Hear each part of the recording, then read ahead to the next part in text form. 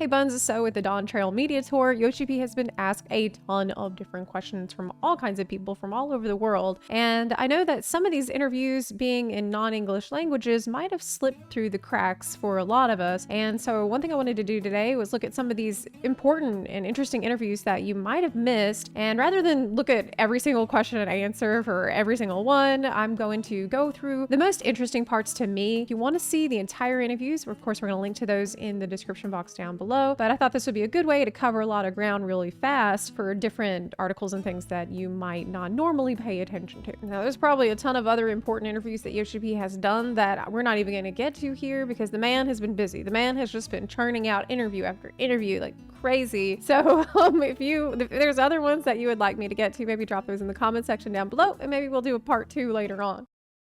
Let's kick things off with an Italian interview from Multiplayer about Dawntrail, where they asked Yoshi-P, how are you? How's it going? How do you feel about Dawntrail? And he said that he can't share how he feels yet because they're not technically done. He's still got to do his last round of checks when he gets back to Japan. But he did say that this was the first chance to see content creators and press play the game. This is the thing that I thought was interesting. He said, I try to study the expression on everyone's faces and try to understand how things are going if they like something. In short, I try to read the emotions.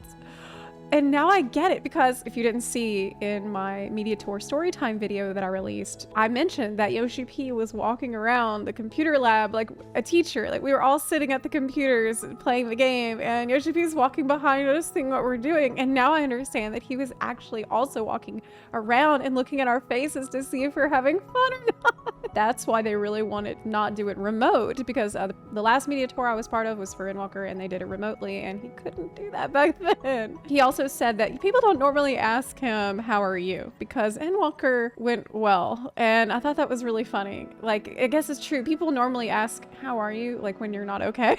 Endwalker was a good finale. So he said normally people instead will ask if he feels pressure about the new expansion. And he said no, which I think is a good sign. It says, I don't feel much pressure. The reason is that it's nothing compared to 1.0 period and everything that we went through to get to the launch of Realm Reborn. Yoshi-P brings up the hell that he went through with Realm Reborn. I feel like every other question.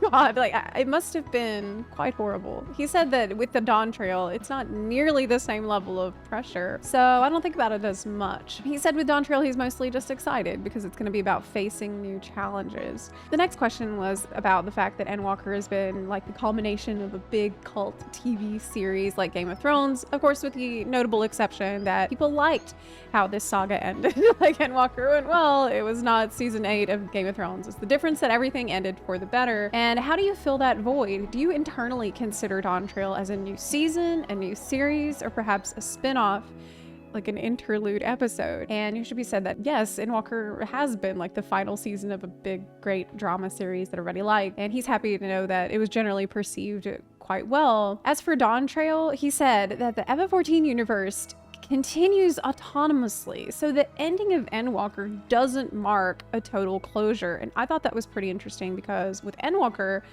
there was marketing around it in the trailers saying things like the final chapter in the story of this star. And I have been puzzling over that for a while. Like, well, if that was the final chapter, then what does this mean? Is this a new chapter? Yoshi-P said that there are many mysteries around the world that we still know nothing about.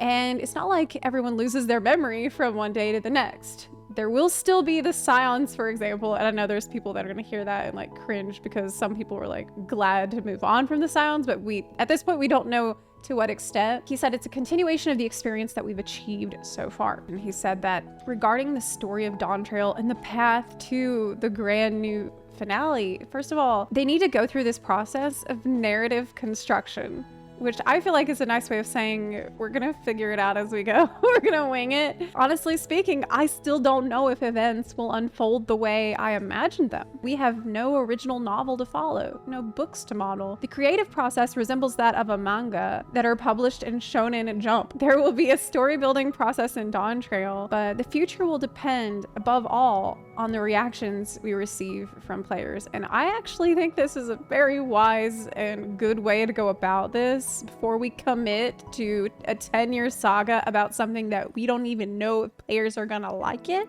I think this is actually very smart to test the waters first, see how 7.0 goes, if people like it or not, and then go from there. He said there's several things I've incorporated into the story since patch 7.0, but their fate will depend on how much weight players give them, what they think, whether they're excited or not, what theories they come up with after playing the main scenario. If users are excited, we'll move forward. Otherwise, we have other directions in mind. So basically, we got a plan B, plan C, D, F. At this moment, I can say I have not yet decided how long this new story could last. Whether 4 expansions or 5 expansions. 10 years. Man, this is getting crazy. He said, you might not believe me, but when we developed Realm Reborn, Heavensward, and Stormblood, I had no idea that they would become pieces of one great saga. Now, I do believe him because I remember another interview where he said, even back during Realm Reborn, Heavensward, and Stormblood, it was said, we don't have detailed lore yet for what the Ascians' goals are, so let's just have them be doing bad stuff in the background. Ishikawa also has said, it's easy to think we planned it out in advance, but in truth, that's wrong. The original Ascian lore we had only went as far as looks like they're doing bad stuff. That was literally the whole lore for Ascians. Back in 1.0, it was said about the Ascians. They are paranormal entities that are planning something. They have no shadows. But back then, other characters' shadows also didn't display. The Ascian special feature was done away with. And so after that, they were just a group of bad guys. So what do we learn from this? You don't need to plan ahead for the story to be good. It might just end up getting good. They said that it wasn't until they got to the plot of Shadowbringers that they realized it would be possible to connect all the dots and join them into one single story. And that just gives me even more respect for Ishikawa. I like how honest they are about this, because they didn't have to say, they didn't have to do this. We would have all believed, yes, we were planning it since 1.0. Instead, they're like, we just figured that out like a couple years ago. We've been winging it this whole time. Also related to story, Famitsu asked Yoshi-P to give a message to Warriors of Light who are looking forward to Dawntrail. Yoshi-P said that many stories end without depicting what happens to the hero afterward. I like that in its own way. But the adventure of the Warrior of Light in FF14 continues. Now, I like this so far because one thing I loved about Shadowbringers is that it felt like it's about you. And that's also something that I felt is special about FF14's story compared to other RPG stories where you're just a witness or a spectator. A lot of FF14 feels about like it is about you and your journey as the Warrior of Light. He said this time the adventure will be different from the stories of Shadowbringers and Endwalker, where the characters unite to achieve the ultimate goal of saving the world. In this adventure, we will depict the vastness of the world and the diversity of values, which will make you think, I never thought of this before. And we will focus on the vague boundaries of good and evil, which change depending on your position. Now, the last time I heard Yoshi-P say that, it was in the lead up to Shadowbringers. So if they can do it as well as they did back then, I'm gonna be pretty happy. On this path, there will surely be walls that only a hero can overcome. And once you overcome them, new discoveries await. But for now, relax as an adventurer, not a hero, and enjoy touring the continent of Tyrell with the feeling like I'm going on vacation to the continent of Tyrell. Okay, so you want us to relax and think that we're going on vacation, and yet there's also going to be some walls ahead that will take heroic prowess to overcome. I wonder, what is it going to be that changes the situation from vacation time into whatever takes us into Solution 9. Moving on to the subject of casual content and questions he's been asked about that. There was a Jeux Online French interview where he was asked about how in Endwalker they made drastic changes to how upgrading relic weapons works for combat classes so that it only requires tomestones for getting the new gear. Now, we have talked about that at length on this channel, so I don't need to go over it again, but yeah, they did dramatically change the process of getting a relic in Endwalker. A lot of people were saying that they didn't like the system because they preferred something with more of a sense of achievement, like previous relics. Are we getting something more like Shadowbringers, or are we getting something more along the line of Heavensward, or something different? Do you consider the way you did the relic with Endwalker a mistake? Pretty direct question. Yoshi-P said that first and foremost, I've been working on Final Fantasy XIV for about 10 years now, but I think there are no such things as successes or failures. And I really appreciate that perspective. I think it's a very down-to-earth way of reflecting on the past and what happened without as much judgment that can get in the way of you actually seeing what happened clearly. Yoshi-P went over all the different iterations that the Relic weapon journey has had throughout the years. It's typically been something that keeps players busy for between patches. It's something to slowly work on over the course of an expansion. That's what it's always been. In Realm Reborn, it was a gigantic PIA, and they did make it a little easier as the years went on.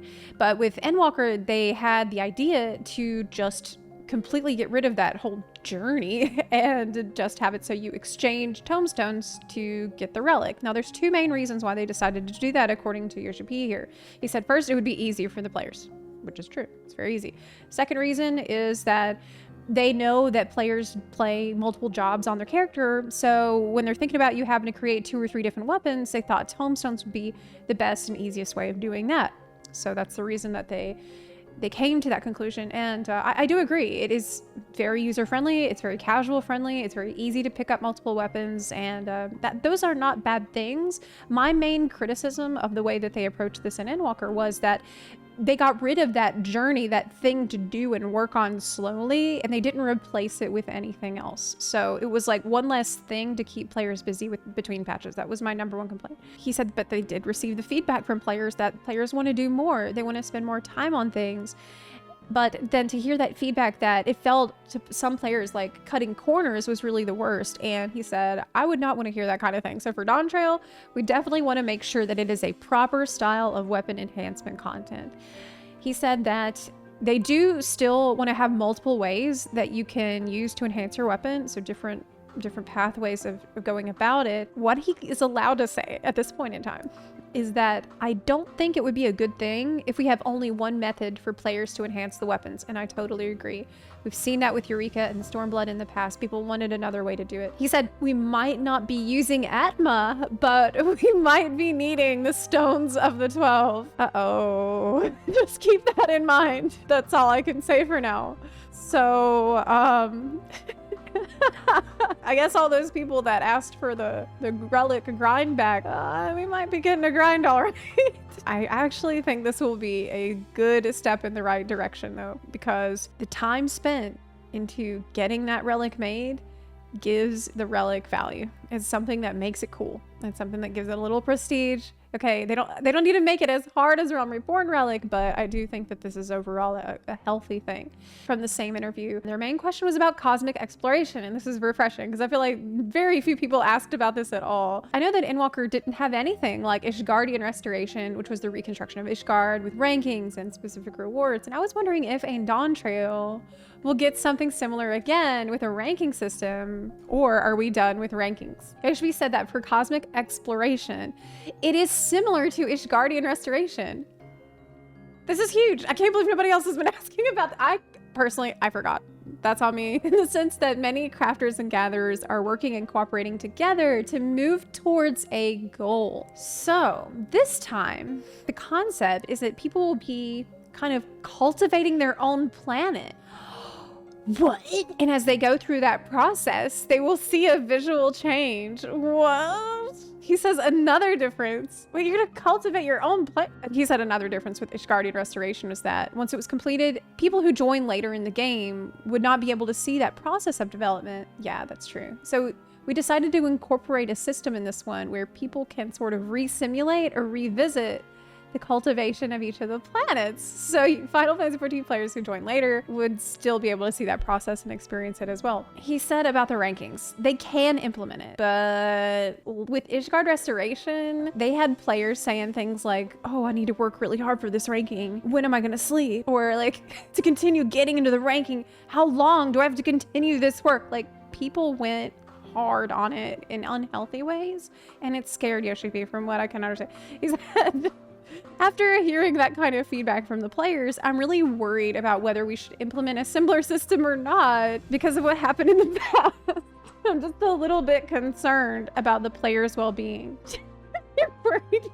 I personally feel like that's the player's responsibility to determine how much it's healthy for them to play the game. I think having an addictive content that people really want to do and play a lot of is a good thing, and you can't be scared to implement something like that because players are going to no life it, because they will no life it no matter what. They will degen the game. Like, people degen Island Sanctuary. Go ahead and do it, it's fine. From a different interview from Hardcore Gamer, Yoshi-P was asked about field operations and how he is intending on improving on that formula for Dawntrail, because we've had 2 iterations of it so far. We've had Eureka and Stormblood, and we had Baja and Shadowbringers. So how is Dawntrail going to improve or be different? So they were looking back on what went well and what went not so well. We're now looking to have something available per patch. He said, of course, in addition to the learnings we're reflecting into the new content, we do want to incorporate new elements, including doing a large-scale content to do, an action we've never seen before, or a progression system that might be new. What?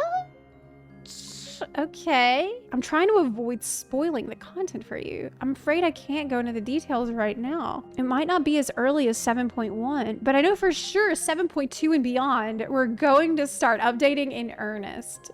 Okay, well, I am really looking forward to it. This could end up being the best field operation content that this game has ever seen. Here's what I think it needs to be good. It needs to have 4 zones like Eureka did. It needs to have cool raids inside of it like Baja did. It needs to be beautiful and colorful and pretty like Eureka. It needs to have a Baldessian arsenal that everybody can get into. That's 1 difficulty. That's a good difficulty for, it's fun for everybody to do it. There needs to be a lot of loot. Oh, and it needs to be very dangerous. There need to be parts of it that you can't go into or you'll die, like in Eureka, before you leveled up enough. Yes.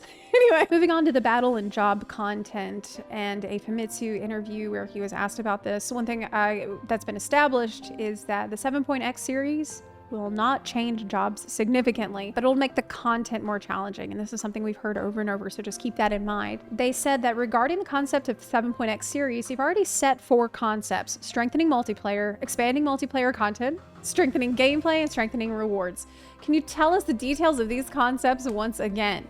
Yoshi-P said that, first of all, this is a 10-year plan. This is a guideline to span multiple future expansion packs, but he did mention again, you know, we're working on this new field operations. He also said that to strengthen the gameplay, we'll also review the fact that the overall content was leaning towards a casual balance. Since being able to play casually is a good thing, we don't want to lose that part, but rather we want to gradually increase elements like creating a little more room for players to be creative and enabling advanced players to aim higher. Pretty crazy. You just admitted the game got a little too casual. We want to let players push themselves a bit more. So you want to create content that will leave the casual parts while giving advanced players a sense of challenge. He said that in order to achieve this, they've slightly revised the way they create content for 7.x series. He said that eliminating as many stress-inducing elements as possible to make sure players have a positive impression of the game has become very prevalent in content production, and it can be negative if taken too far. I feel that it's not good for developers to choose not to put an interesting idea into shape just because there are risks. And the interviewer said, well, is that direction still reflected in 7.0? Where can players actually see this in the game? And Yoshi-P actually said something that is crazy. He said, I think that the changes in the battle content in patch 7.0 will finally start to show in the expert dungeon. For me, the balance is such that I'm worried about, this is my first expert dungeon, huh? So I hope you will challenge it with a feeling of, okay, let's do it. Or, oh, come to think of it, it was called an expert dungeon. Yes. But I hope that's true. I hope that's true. Hearing that makes me think of the old hard dungeons, the interviewer said. I think the sense of challenge has faded a little in recent dungeons. We've also redesigned the raids. So is he really gonna put the expert back in the expert roulette? He said we've also redesigned the raids after level 100 to be challenging rather than simply difficult. Rather than making the numerical settings difficult, we focused on the sense of challenge and freshness. In particular, this 8-person raid has a story with a taste that has never been seen before. So I hope you will feel that, wow, this is also possible. On top of that, I think that Many more new ideas will be incorporated after patch 7.1. That is hype. Yoshi-P said that on the other hand, for jobs, we refrained from making big changes to the gameplay or making their individuality more prominent during 7.x. It's because we changed the production consciousness of the content to some extent. So if we made changes to the jobs at the same time, the changes would be too big. Yeah, it would just straight up be overwhelming if they're changing up all the battle content and then they're changing the jobs at the same time. And that's why in the live letter, he wanted to explain to players that they will first fix battle mechanics, give the audience time to get used to it, and then, and only then, can they work to make jobs more exciting. Job reworks is coming later in the future. So yeah, we got quite a few really interesting bombshells from just these interviews alone. And I know that Yoshi-P, like I said, he's been very busy, and who knows what else he's been saying that I haven't even gotten a look at yet. There's only so much time in the day. But getting confirmation that cosmic exploration is similar to Ishgardian restoration, but you're going to be cultivating a planet. The acknowledgement that the new field operations content needs to be an evolution on both Baja and Eureka, I appreciate it. The thing about putting the expert back in the expert dungeon, you might have to think, oh, well, it is expert after all. I love the sound of that. Hearing that we're going to definitely get some kind of relic journey again, and maybe even need to collect stones of the 12, kind of like Atma. Like it's exciting and also scary at the same time. And the fact that they're really just gonna wing it for the expansion story. Like they're gonna see how we react. It's literally like we wanted to see what you would do. We wanted to see what you would say. I think it's all very, very refreshing, everything that I've heard from Yoshi-P so far from these media tour interviews. So let me know what you think about it in the comments section down below. Is there anything here that was really shocking or surprising for you? Of course, the proof is in the pudding way, but I do think the future is very bright for FF14, and I'm looking forward to see how all of this new philosophy will actually translate into the content itself. And I just can't wait to get into the game. I want to thank my Patreon and Ko-Fi supporters who help keep the lights on around here and make videos like this one possible. And an extra special thanks to my Omega Buns who are supporting at the highest tier. That's Anti-Clockwise, Els, Jeanette B, Pete Wilson, and Christoph Brock. I hope you liked this video, and if you did, you can consider supporting the channel on Patreon, like I've mentioned, or on Twitch. You can also support the channel for free just by clicking the subscribe button or by sharing this video with your fellow Bun Buns. Thank you so much for watching, and I'll see you next time. Bye.